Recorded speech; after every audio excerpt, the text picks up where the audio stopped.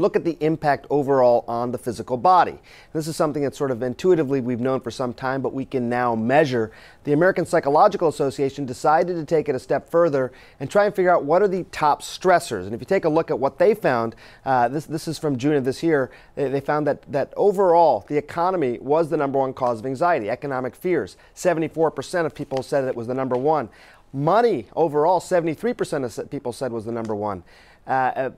Overall, back in 2006, for example, for sake of reference, 59% of people said work or money was their #1 cause of anxiety. And again, I point out, Karen, that this survey was done in June of this year. That obviously things have gotten a little bit worse since then, so these numbers might even be a little bit bad off. Now, I want to take a look overall at what stress does to the body. If you look at the overall impact, starting from the head going all the way down to the toes, stress can affect your jaws, for example, which can cause headaches. People tend to clench their jaws a lot. It can affect the heart, increasing the likelihood of heart disease.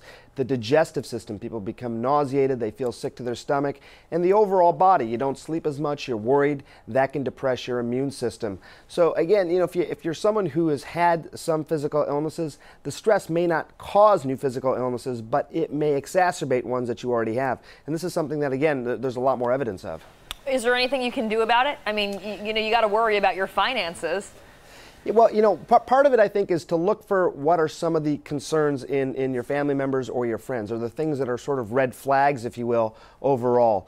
People who tend to change their overall eating habits, their sleeping habits. Are they talking about being desperate? Are they talking about, in any ways, any suicidal thoughts? Those are obviously going to be red flags.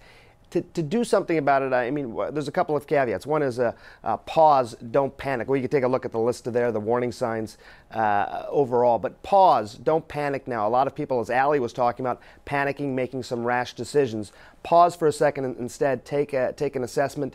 Plan a budget if you can. Plan a budget, sit down with your friends and your family, try and do that, have a family meeting, be realistic about what you can control. Obviously, a lot of things you can't control right now. I will also say this as a doctor, Kieran, that a lot of people tend to fall into some pretty bad habits now. They may start smoking, they may start eating too much, they may develop addictive behaviors.